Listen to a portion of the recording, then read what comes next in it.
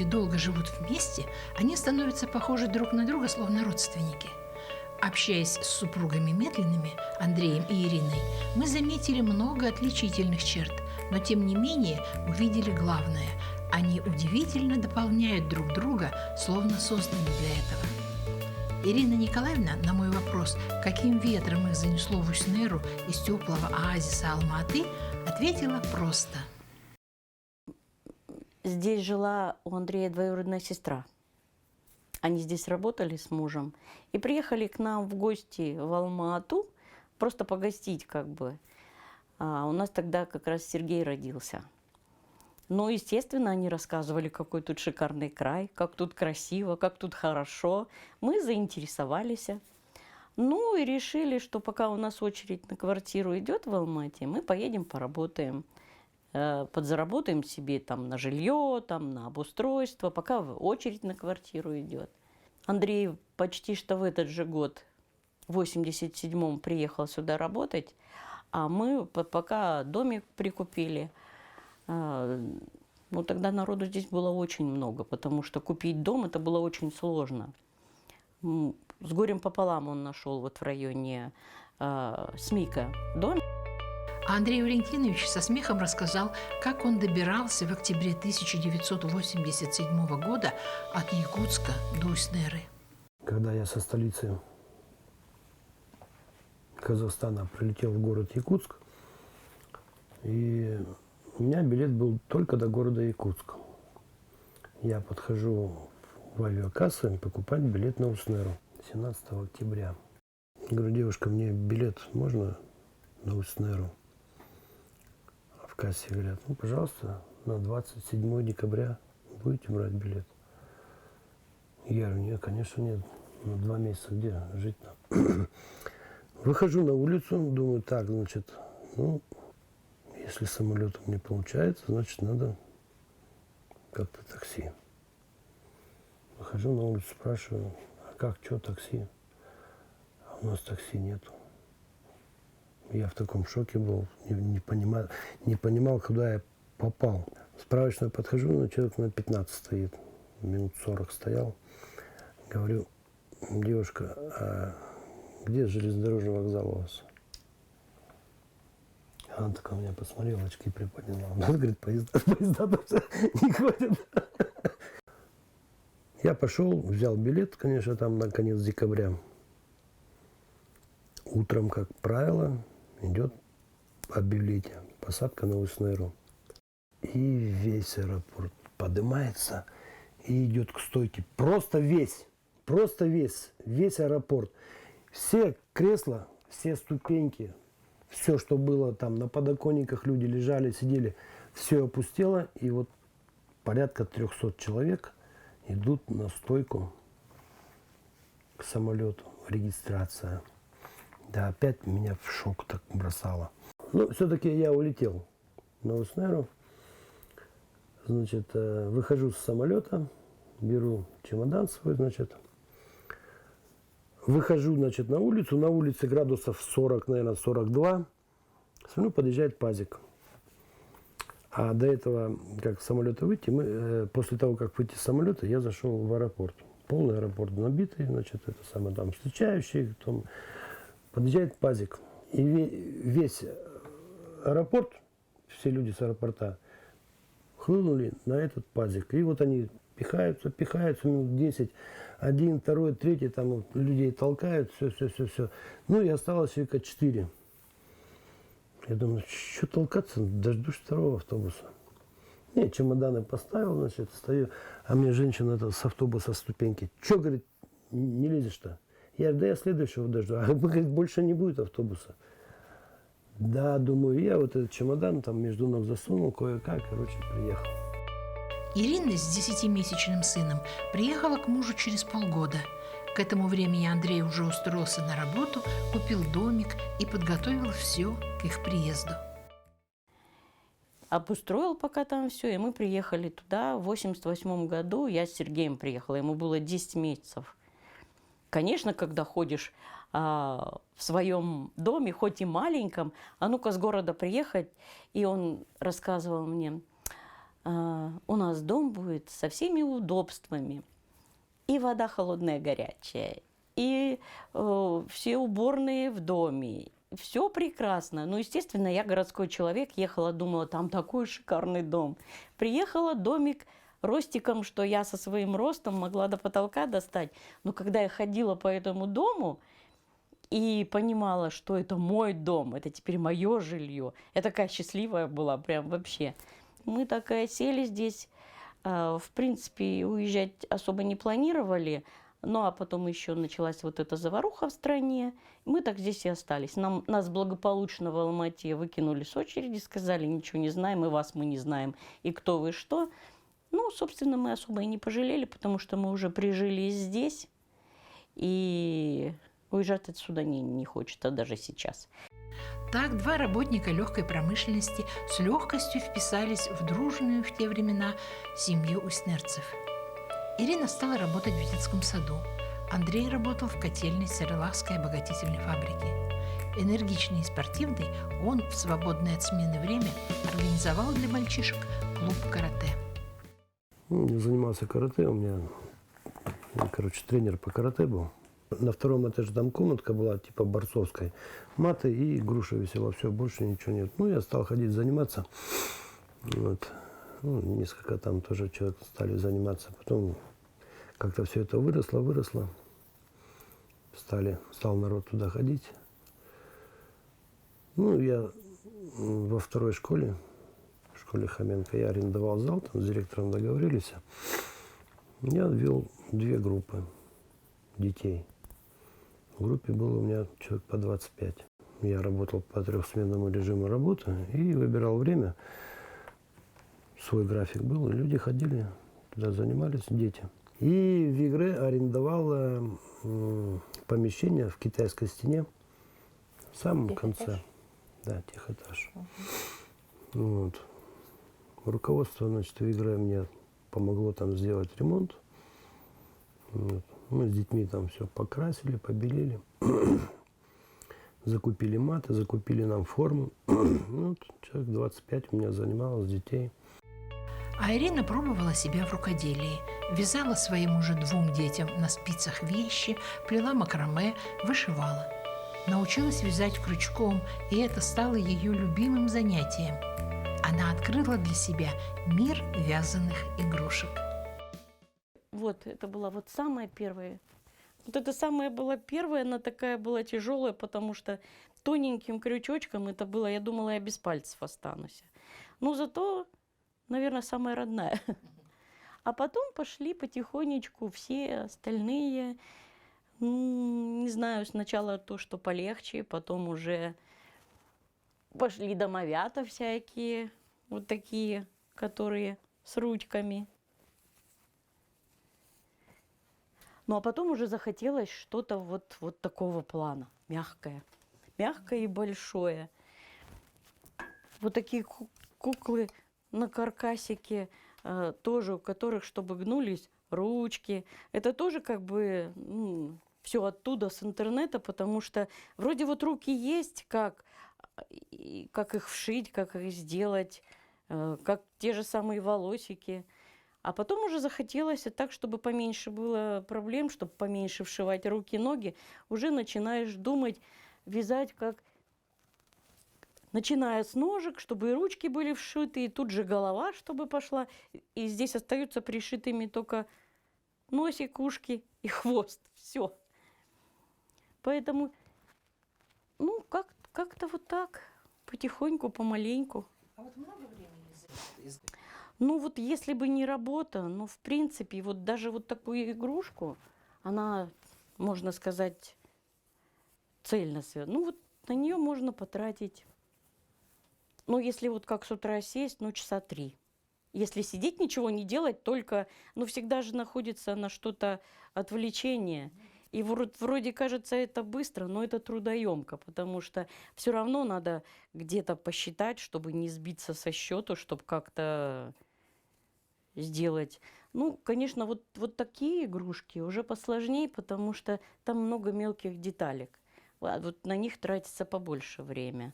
А так, когда есть желание, кажется, И днем, и ночью бы вязал, вязал, вязал. И кушать не надо, и ничего не надо. Ну, что дает вам вот это вязание? Не знаю. Мне, я даже не знаю, ну, мне это удовольствие. Мне хочется как-то даже... Вообще у меня, я много игрушек раздарила. Было дело, что и покупали. И мне прям вот хочется вложить туда душу. Мне хочется, чтобы детям нравилось, чтобы они играли с удовольствием. Чтобы вот даже вот эта вот, ну, игрушка, она кому-то радость приносила.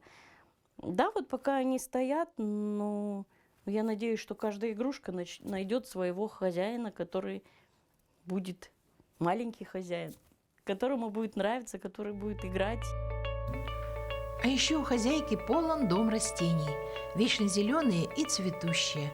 Они уютно расположились в каждой комнате, на каждом окне. Очень зелень люблю. Мне кажется, вот как наступает весна, что-то хоть мне уже некуда садить, но мне хочется еще что-то посадить, еще что-то, не знаю, раздать. Эксперименты проводишь какие-нибудь? Эксперименты. Ну да. Вот с Андреем мы приехали с отпуска осенью. Я привезла сирень. Мы во дворе там жили, где накопали с ним сирени. Но, правда, не вся выжила, потому что все-таки надо было, наверное, ее на зиму куда-то убрать. Ну, и пару кустиков сохранилось, и еще вырастила дубочки. Я надеюсь их посадить во дворе за домом. А сирень тоже во дворе посадила? Я еще не посадила, она у меня в горшках пока растет. Она, правда, ждет уже побыстрее, потому что время уже надо бы садить. А дубочки, не знаю, попробую. Вот это первый. Я надеюсь, что... Ну, березки же растут, я поэтому думаю, может быть, и вырастет дубок. Попробуем. Может быть, вырастут. Вот в последнее время увлеклась фиалками. Всякими разными. Они в этом году прям радуют меня. Андрей иногда ворчит, но он только ворчит, потому что потом, когда я уезжаю к детям в Магадан или в отпуск, он все равно следит за моими цветами и все равно переживает, чтобы ни один вдруг не засох, ни один не умер. Поэтому ворчит, но поливает. У супругов двое детей, сын Сергей и дочь Настя. Они оба в Магадане закончили высшие учебные заведения. Сергей работает в налоговой. Начинал он здесь работать, набирался опыта, навыков. Ну, переехал в Магадан, что здесь у него был очень хороший коллектив. И я думаю, что о нем неплохо вспоминают. Были такие люди, которые приходили и говорили: спасибо вам за сына. А я горжусь. Сейчас в Магадане тоже как бы у него хороший коллектив, все довольны. Его награждали там государственной премией. Пусть не очень большой, но это очень приятно. Настя тоже закончила высшее учебное заведение. Она как бы педагог-психолог, но работает она в библиотеке. И плюс еще ко всему преподает в фитнес-клубе. Вот. В прошлом году мы ее отдали замуж. Муж у нее тоже. Да, у нас появился третий ребенок. Можно сказать, я его люблю как своего родного, потому что он как-то быстро влился в нашу семью, и правда он как вот родной человек. Тем более обычно получается, что приходит зять или приходит невестка, и начинаются какие-то... Нет, у нас наш зять очень быстро влился в нашу семью, и с Сергеем они очень прекрасно, и как-то мы все нашли общие интересы, все у нас. Так что, правда, это как третий ребенок, любимый, родной. По детям скучаю всегда, всегда, потому что я настолько вот... Наверное, наседка какая-то. Мне всегда хочется знать, чем они живут, как они живут, какие у них друзья, какие знакомые, что у них. Иногда, конечно, они на меня ругаются, потому что чересчур я интересуюсь их личной жизнью. Ну, я ж мать. Поэтому всегда хочется знать, всегда за них переживаю, всегда как-то С другой стороны, я знаю, что когда какие-то трудности или проблемы, во-первых, они между собой вот очень дружно. Я знаю, что Сергей за Настю стоит горой, и Настя за Сергея точно так же. Их отчасти, наверное, моя им помощь не очень нужна, потому что они между собой очень ладят. С не меньшей любовью рассказывает о детях и отец. Они оба одинаковые же. Теперь у нас трое. Еще и зять. Я же здесь поставил на лыжи. Ну, молодежь сейчас на лыжи не особо хочет стоять. Они стоят на сноубордах. Дочка вышла замуж, а тренер у нее, муж у нее тренер по фитнес-клубу. Тоже поставили на сноуборд. Это они втроем ездят в Магадане, катаются на сноуборде. Причем уже катаются довольно-таки профессионально. В этой семье все любят трудиться. Мало того, не представляют себя и свою жизнь без работы. Андрей в годы перестройки переучился на сварщика и открыл свое дело – изготовление железных дверей. Изучив спрос, в 2006 году основал цех изготовления стеклопакетов. Ну вот здесь мы режем стекла по размеру. Вот эти швабры, они выставляются любой размер до метра. Допустим, одну выставляешь 70 сантиметров, вон с правой стороны. А другую, допустим, 30. Отрезал 70, повернул стекло и сразу 30. Получается сразу стекло 70 на 30. Сразу вот такие пачки по размеру режем. Есть хорошие стеклорезы. Вот германские стеклорезы. Режут просто обалденно. Строгий, порой рисковатый и требовательный, он пользуется непререкаемым авторитетом. Андрея Метлина знаю, наверное, с 2006 года. Мы познакомились с ним, будучи депутатами в администрации нашего поселка. Знаю его как отзывчивого, справедливого человека.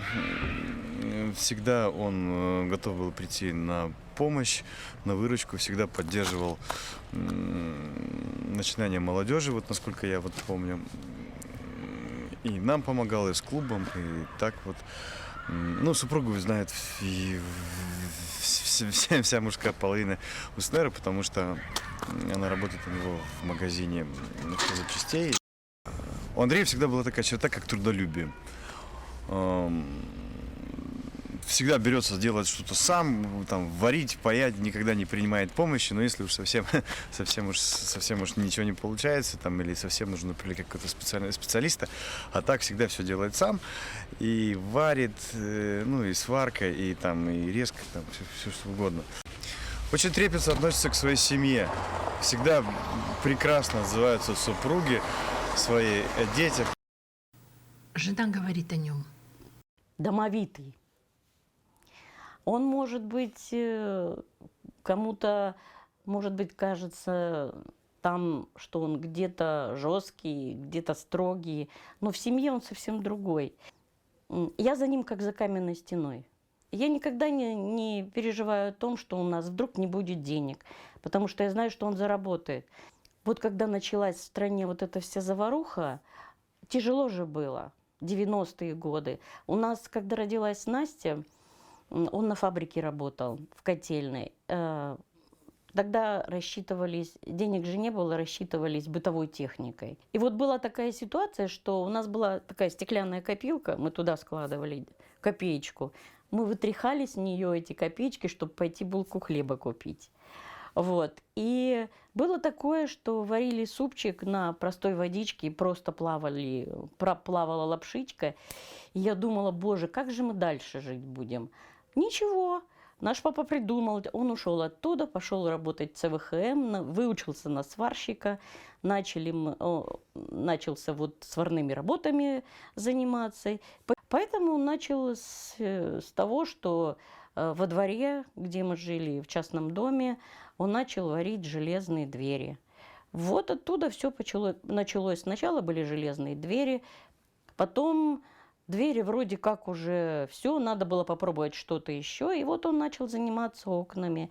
приобрел себе вот цех, и теперь вот как бы, когда переставит все окна в поселке, я уверена, что он найдет еще чем заняться, потому что сидеть он на месте не может, у него всегда голова о чем-то думает. Нам было сложно найти для съемок время, когда супруги вместе. Да и у них нечасто выдаются такие дни. Улыбнувшись моему вопросу, когда же вы видитесь, Ирина ответила. Вечер. Вечер у нас уже традиция. Приходим с работы, поужинали, и 3 партии в шахматы. Это уже как закон. Нет, ну бывает, мы можем себе, конечно, позволить в выходные поехать на природу где-то отдохнуть, но чаще у нас получается отдых, если отпуск, то только осенью. Хотелось бы, конечно, съездить куда-то летом, потому что осенью все равно не то. Хочется тепла. А в принципе, и здесь можно хорошо отдохнуть. Когда выезжаешь в лес, на природу, так тут вообще красота. Отдыхаешь душой, особенно в нашем лесу. Но все же бывают такие светлые дни, когда семья собирается вместе. Например, день рождения мамы. Прекрасным днем рождения подарить тебе вот этот замечательный букет. Ой, спасибо. Днем рождения. Спасибо. Покажите букет. Ирина Николаевна, О, смотри, твой смотри. любимый зять, твой день рождения, хочет подарить тебе букет, еще букет. Днем рождения. Ой, спасибо, спасибо. Еще один источник дохода семьи – баня. Ее Андрей Валентинович спроектировал сам. И посетителей, желающих здесь отдохнуть, немало. За чистотой и порядком следит хозяин. Я не скажу, что я здесь сделал цену очень такую слабую. Нет, у меня хорошая цена. 2,5 рубля у меня час. Вот, люди приходят 5 человек на 2 часа. Потому что баня работает до 10, допустим, с 6 до 8 заказывают, остаются до 12 ночи. И каждые 2 часа звонят: Андрей Валентинович, можно продлить? Я говорю, я же вас не выгоню, отдыхайте. Ирина вот уже 20 лет работает на рынке автозапчастей. Миниатюрная женщина, с легкостью разбирающаяся в многочисленных шестеренках, подшипниках и сальниках, порой вызывает удивление даже у водителей асов. Вы часто бываете в этом магазине? Ну, в день раза по 4 точно. Да. У меня сейчас сезон перевозок и очень много машин, и, как правило, запчасти нужны всегда по нашим тяжелым дорогам. Ну, скажите что-нибудь о продавцах. Ну, что могу сказать? Только самое хорошее. Потому что я, например, не всегда разбираюсь во всех запчастях, там, либо мне передают список. Вот Ирина, она все знает. И мне кажется, что они здесь работают и, наверное, знают больше, чем водитель по запчастям. Номера всех сальников, подшипников, ну, все можно к ним обратиться, там, только сказать, там, то-то, то-то, они уже говорят: а вот такой номер, пожалуйста, все есть. Так что, мне кажется, они сами КамАЗ могут собрать уже.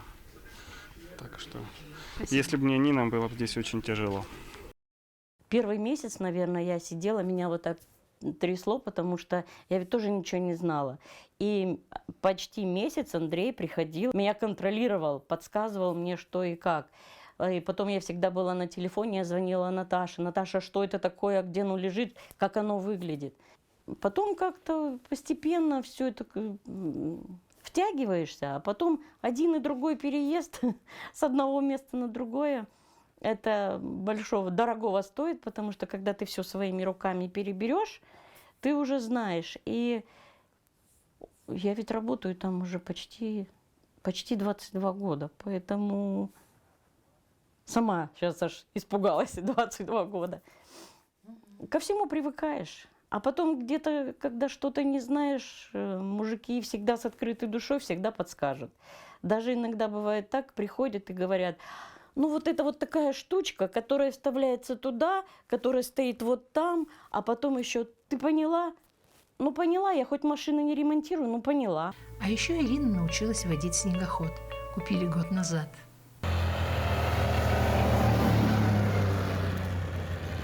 Интересно. Мы по речке ездили далеко и наверх поднимались. Я на турбазе, но была там только где домики. А в этом году мы на снегоходе поднимались туда еще на скалы. Боже, там какая красота. Я там никогда не была. Ну, это так здорово. Куда от этой красоты уезжать? Как-то сам по себе возник вопрос, а если бы все начинать сначала? Честно говоря, вот если бы прожить жизнь по-другому, может быть, по-другому как-нибудь начал после свадьбы. Не знаю. Не могу сказать, что... Ну, свадьба была бы, да? Я говорю, после свадьбы. Нет, ну свадьба была та же самая? Да, была? да. Направление какое-нибудь другое было бы. Я понял, что я не до конца себя реализовал, собственно говоря. Вот и все. У меня, собственно говоря, все есть. Нет, меня устраивает эта жизнь. Я, наверное, ее так же бы прожила. Да. Несмотря на то, что здесь летом пыль и много комаров, все равно. Здесь как-то тихо, спокойно, здесь народ хороший. Здесь люди более открытые, более душой добрые. А во дворе весна. Высокое голубое небо, солнце уже пригревает, и даже грязный рыхлый снег не портит настроение, потому что скоро растает. На окнах в квартире Метлиных зеленый оазис.